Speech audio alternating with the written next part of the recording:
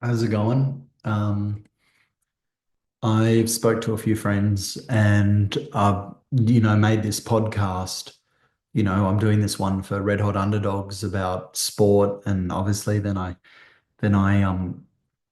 almost cut all my fingers off. And so I did an episode um where I talked about my injury, and it was really good for me to talk about it.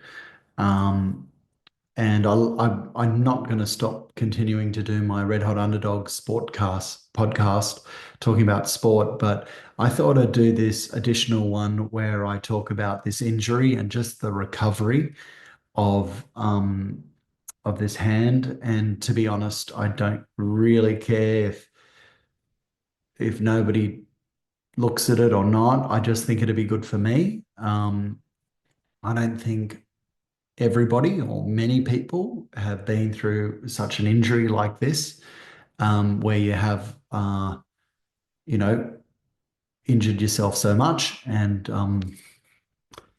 as I said, cut four of your fingers, and it looks as though I'm not going to lose them, so they are going to stay on. I've had phenomenal support from friends and family and messages. So I just kind of wanted to go through a few questions and this and that about that. I don't know how often I'll put up a recovery video, but it's day one. And so I thought I'd talk about leaving the hospital, or the term is becoming discharged. Just to recap what happened, some people have said to me, "Oh, look, you know, you stuck your fingers in a lawnmower. Why did you do that?"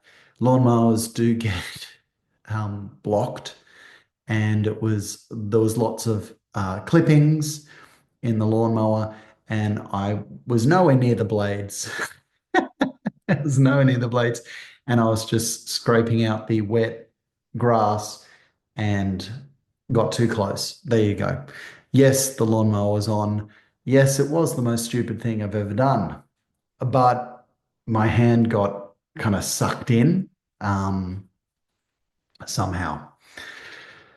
Maybe it was I don't know, it just got sucked in. Um, but anyway, so there you go. It was on. A lot of people are like, was the lawnmower on? So I was literally millimeters away from losing all my fingers. It looks as though I'm going to keep all of them. So I'm really happy about that. I've got these two eyes. Isabella did one, two. And I'm going to get like goggly eyes. I think that would be kind of cool. And probably not do a video every day, but do a few recovery videos. So getting discharged, in the hospital, obviously it's a public hospital, even if you are on private health insurance. Like I told the guy in the ambulance, I'm on private health insurance. Let's go to Northern Beaches Hospital. And he's like, no, mate, you want to go to the specialists. And the specialist is the public hospital, the eye and hand surgeons at the Sydney Eye Hospital. So you go straight there, whether you got private health insurance or not. And you don't skip queues or anything. It's you know next in, next served. So I think so. Maybe if you cut your hand off, maybe they'd see you earlier. I really don't know. Um, and obviously there was spare beds in my room, but they wanted to discharge me. And, I had this lovely nurse manager come in and I chatted to him, and I picked up where this conversation was going. And this conversation was, like you said, you're in pain, taking your bandage off, and they took it all off because I'm like, this is hurting too much. They took it all off, and it hurt like so much. This is the day before yesterday. And the reason, or what hurts the most about it is when they take all the bandage off, but I have no fingernails. So I cut through my fingernails. So they've ripped all the fingernails off my four fingers. And there's bandage on my area where a fingernail was. Um, and you can imagine that's just exposed, um, flesh, and bandage on that sticks, and they're pulling that off. Oh my God, it's so painful. Anyway, so that's really painful when they take it off. And so they took it all off. They showed me, I got some photos, and you can see the wires. I've got a titanium plate in the middle finger and two wires that are going into two of my fingers from the tips down. I don't know how far down these wires go into my fingers, but it looks horrible and looks like painful. And that's coming out next Tuesday. And I'm trying not to think about that, but all I am is thinking about that. And so discharging. So yeah, this guy, lovely, very handsome Korean man, educated, perfect English, sat down, we chatted, and I read between the lines. I was like, I understand, you know, people have to move on. There's beds. So if this is just a, pain management thing, which can be done from people's homes, then, you got to move on. Doesn't, that's just how it works. And I accepted that and said, yep, okay, well, let's do it tomorrow. Let's move on. And so that's how they kind of tell you. They don't just say, you got to be out. They do kind of say, you can stay here as long as you want, but you can't, like it's kind of funny like that. But I've kind of realized, you do have to move on. And I have realized too, with the sensations that I'm feeling, um, you know, pain. It's not like what am I feeling right now? It's not like a throbbing pain. It is a consistent pins and needles feeling. For example, if you got your four fingers now and you sat on them until they were numb, you sat on them until they were numb, that feeling that you get is pins and needles. And that's what I have right now in my four fingers and even my thumb. And my thumb is totally untouched. It was untouched by all the lawnmower blades. So isn't that strange that I'm feeling that? So it can't be pain. It's a sensation that I'm feeling in all the fingers, partly because I'm holding it up like this all the time. And partly because of the sensation. I don't know what to say, like, because it's not pain, it's pins and needles, and I need to kind of tell my brain that's what I'm feeling. It's not pain, it's pins and needles. Um, so yeah, though, so I got discharged, and when you get discharged, they give you a letter, and the corner of my where I'd been, because I was there for 5 days, was a complete mess. I say it looked like my daughter, 9-year-old daughter's bedroom. There was just stuff everywhere, like all over the floor, all over, and half, kind of half eating food, like open food that you want to keep, so to speak. And it was just a mess, believe me. And I hate living in a mess, and I don't live in a mess, but you cannot physically clean up when you're like that. It's just like, it doesn't work. Um, so, you know, leaving today, fortunately I had my friend Richard. Thank you so much, Rich, for picking me up. Um, I'll come get you. And I was, oh, thank God. So, and I couldn't really clean up my stuff. Only having one hand, it's actually really hard. It sounds ridiculous, I know.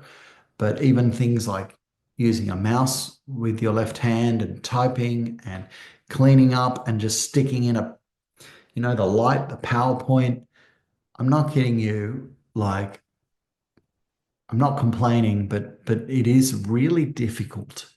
Really, really difficult. Like little things. When I got back home, I took Osso for a walk, the dog, and I couldn't even put the because you not only do you have your left only your left hand, but you only have one hand, and you can't tie your shoelaces up. You can't put the lead of the dog on. There's many things that you don't know that you can't do with just one hand and a left hand. It's really frustrating. So Richard picked me up. They give you some papers, they give you prescriptions, and you say thank you and you go. And I guess the past days, I have really been exposed to nurses and how nurses are angels. And I know how much they get paid, which is $36 an hour, and it is not enough. It is not enough because they they are dealing with people in extreme pain. They are dealing with people, of all ages, and seriously, like they don't need to be paid a little bit more or a lot more. They need to be paid two or three times what they are currently getting because it's ridiculous that they get $1,000 a week or so, or 2,500 a fortnight. That's just not enough for these long shifts. And and I did even say to Ariana, you almost fall in love with these people, and I'm just saying because they care for you so much. Um, there was a lovely old Indian lady, and I couldn't pack my stuff up, as I said. And she said, Julian, you've been so nice to everyone. When I finish my shift, I'm going to come back and clean your stuff up. And I'm like, no, don't do that. Just go. I'll get my mate to do it. And, like, no, no, no, no, I'm going to do it. And like, who does that? And there was also, I mentioned a Chinese girl, like Aussie accent and stuff, like so kind. And like even just little things like are so huge, like I couldn't find my toothbrush. She got me a toothbrush. That's a small thing, right? But it's not a small thing when your mind is everywhere and you just want to brush your bloody teeth, and you've got sensitive teeth like me. It's not a small thing. It's a huge thing.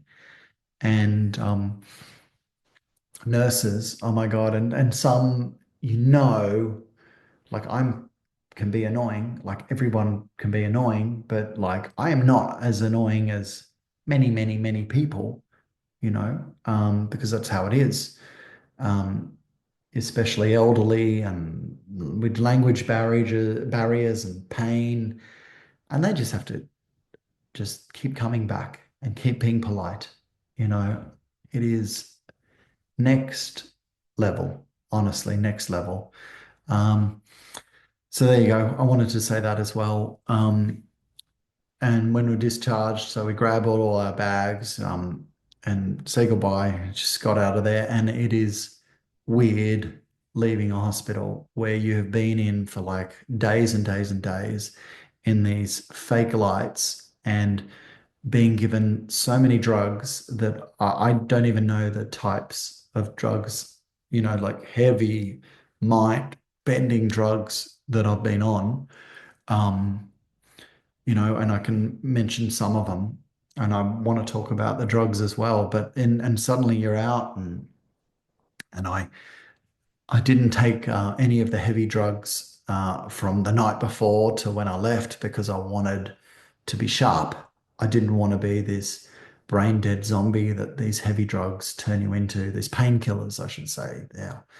Um, so, because I wanted to make sure that I got out of there okay. And I didn't want to be a blubbering zombie because I'm not like that. But if you saw my last podcast with Drewy, I was on a painkiller and I couldn't put two words together. I said to Drewy, I watched every rugby league game And usually I do less talking than Drewy, but I can talk, I can ask Drew questions, I can talk through the games, but I just couldn't. I was just like it just turns you into a slobbering fool. And I don't want to be like that. And this pain that I'm experiencing, if you could call it pain, is pins and needles. It's not pain. It is just a sensation, you know? So there you go. Um, and getting discharged, and you do get really tired and stuff. Richie and I went to Chemist Warehouse, and I got the heavy pills, painkillers, they're to pentanol, um, and I got a few other little things from the chemist, the antibiotics. Shit, I got to have one now. Um, and then got in the car, and I was like, oh, I got to go home. And then I was like, no, I'm okay I'm okay. Let's go eat. And we actually did eat. We went to grilled burgers and ate a grilled burger, and it was just good to be out. And then I did feel a bit like, oh, in my guts. And then I got left home, and it was really nice to get home, but there's not even, there's a bit of relaxing, and you do kind of get tired and you pass out for a bit, just your energy goes, and then you get up and take the dog for a walk, and yeah, so it's a bit like that. I'm just trying to take it easy. That's what I want to say. I really felt like doing a day one. So I'm home now. It's really good to be home. And see all the kids, and like, "Oh, Dad's home," and you get cuddles, and they're so happy to see you, and it's so nice to be back and realize how good things are. Things are really good, and I am really lucky, and we're all really lucky, but I feel I'm particularly really lucky for many, many, many reasons. Having these kids, having supporting friends, having supporting family. Like, I have so many friends that are supporting me. I can't even start with how many, and so many family. It's just crazy. It's crazy.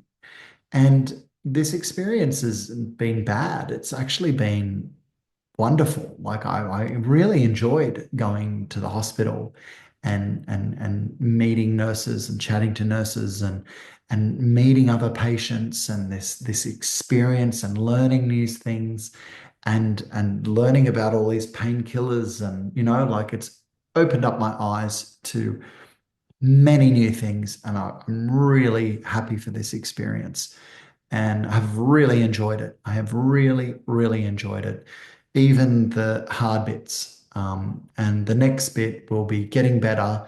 It will be resting, and it will be rehab. Getting strength back into my hand, and I'm really looking forward to it. And I'm just staying positive.